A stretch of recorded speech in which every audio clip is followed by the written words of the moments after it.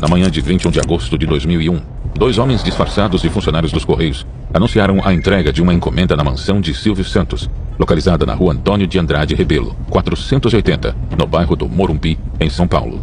José Isaldino Ramos da Silva, que trabalhava na portaria e abriu a janela da guarita para receber a entrega, foi rendido pelos homens armados. Pelo rádio, avisaram seus comparsas que aguardavam do lado de fora da mansão em um Corsa, roubado dias antes. Com o controle obtido com segurança rendido, o portão da garagem é aberto para o resto da quadrilha. Armados com pistolas, metralhadoras e um fuzil, outros 4 sequestradores que escondiam seus rostos com máscaras renderam o resto dos funcionários da casa. Localizaram Patrícia Abravanel, filha de Silvio, e levaram a jovem dentro de seu próprio carro, um Volkswagen Passat azul, ano 2000.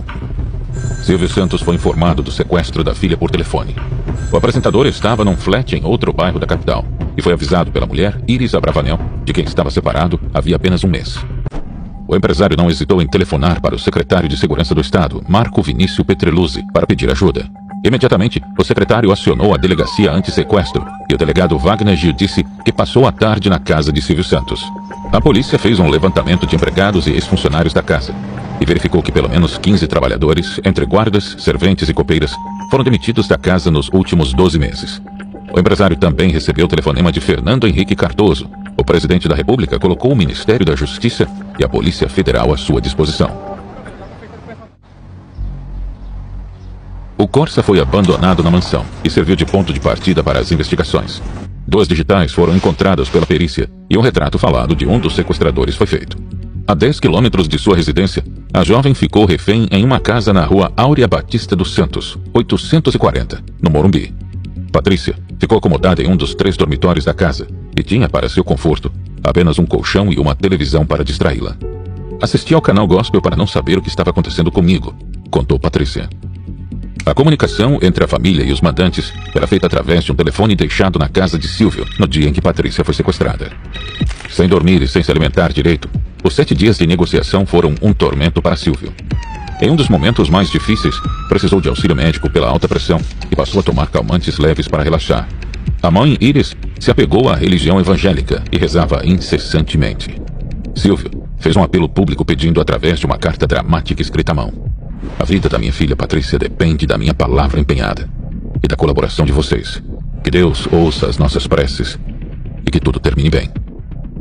Na noite de segunda-feira, 6 dias após o sequestro, 3 guardas civis do município de Cotia faziam ronda em um condomínio fechado. Pedro Álvares Paloni, José Giquiri dos Santos e Miguel Ribeiro da Silva então avistaram uma demarcação feita com cal na calçada. Seguindo a trilha, encontraram um homem com um rádio montado em uma bicicleta no meio de um matagal. Estranhando a situação, os policiais se identificaram e deram voz de prisão. O suspeito foi algemado e colocado no banco de trás da viatura. Em seguida, outros 2 homens que cobriam os rostos com capuz se identificaram como policiais e se aproximaram. Nós é que somos da polícia, não vocês, retrucou um dos guardas. Foi quando começou o tiroteio. Portando um armamento muito inferior aos bandidos, os guardas não conseguiram prender os 2 homens e fugiram de carro do local. Os bandidos estavam com metralhadora, espingarda calibre 12 e pistola automática, e a gente só trabalha com 38. No meio do tiroteio, só tinha viatura para nos proteger, relatou Pedro em entrevista. Após o tiroteio, os policiais iniciaram o interrogatório de Marcelo Batista Santos, conhecido como Pirata. No momento da prisão, Marcelo ainda não havia sido relacionado ao sequestro da filha de Silvio Santos, mas mais tarde se descobriria que a trilha de cal encontrada por acaso pelos policiais era, na verdade, onde o resgate de Patrícia Abravanel aconteceria. Durante as negociações, foram várias as tentativas de entregar o dinheiro. O pedido inicial de R$2 milhões foi reduzido ao passar dos dias, mas agora, com um dos integrantes da quadrilha nas mãos da polícia, precisaram apressar os planos. O acerto foi feito em torno da meia-noite de segunda-feira. No trevo da cidade de Jandira, da rodovia Castelo Branco, estava parado um Volkswagen Gol. O familiar entregou a quantia de R$500 mil num saco plástico transparente para um dos sequestradores. Com os olhos vendados, Patrícia foi colocada no banco passageiro de seu próprio carro. Na Marginal Pinheiros, próximo ao Palácio dos Bandeirantes, os sequestradores pararam o carro.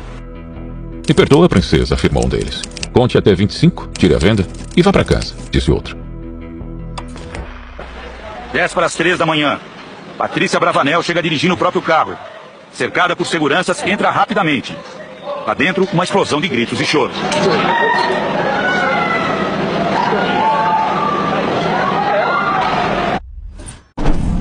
Marcelo foi interrogado na delegacia anti-sequestro pelo delegado Wagner, que desconfiou do envolvimento do rapaz no rapto de Patrícia. Marcelo acabou confessando o sequestro e entregou o comparsa Esdras Dutra Pinto, conhecido como André, de 19 anos. Na manhã de terça-feira, Esdras foi preso em sua casa, no bairro de São Miguel Paulista.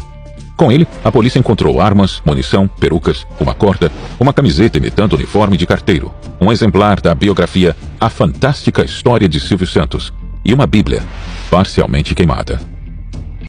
O bando era formado por 4 pessoas. Além de Marcelo e Esdras, estavam ainda foragidos seu irmão, Fernando Dutra Pinto, de 22 anos, e a namorada dele, por enquanto identificada apenas como Jennifer, aparentemente grávida, segundo testemunhas. Patrícia ficava sempre com um dos criminosos ao seu lado. Usava um capuz que revelava apenas os olhos. Nos primeiros 2 dias, teve os braços amarrados, mas seu comportamento dócil conquistou a confiança dos sequestradores. Eu não fui maltratada, não chegaram perto de mim, não me encostaram a mão. Os sequestradores me disseram que o meu Deus é muito bom, afirmou eufórica Patrícia, 13 horas depois de ser liberta. A alimentação foi garantida. Chegou ao requinte de ter chá e pipoca, apreciados entre conversas, orações, jogos de baralho e dominó.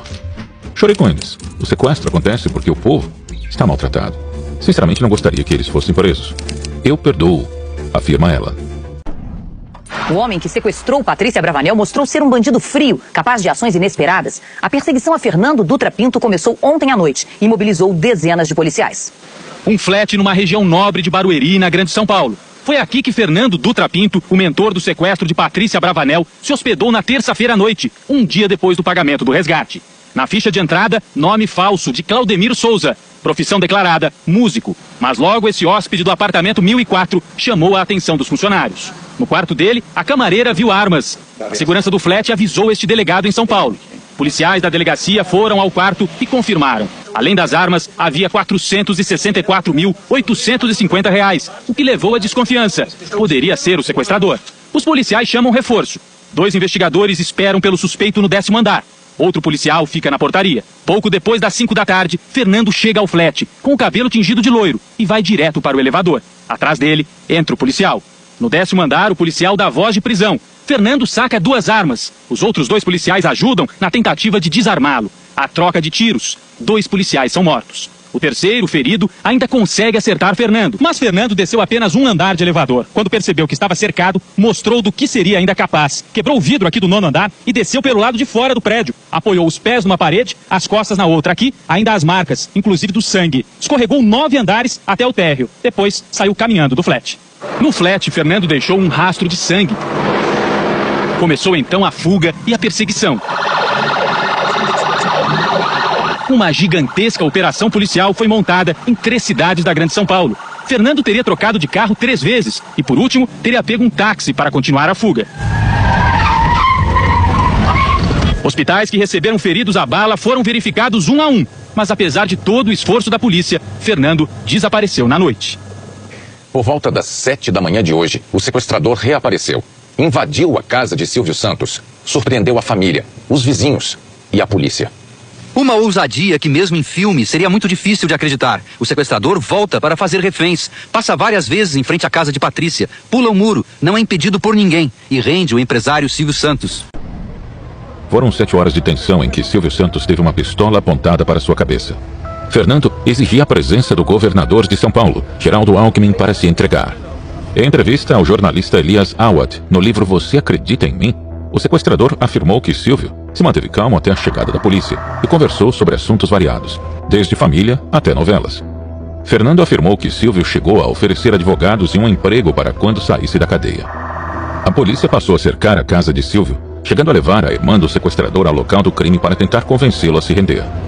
A cobertura especial só terminaria às 14h55, 15 minutos após a chegada do governador, quando Fernando Dutra Pinto se entregou para a polícia.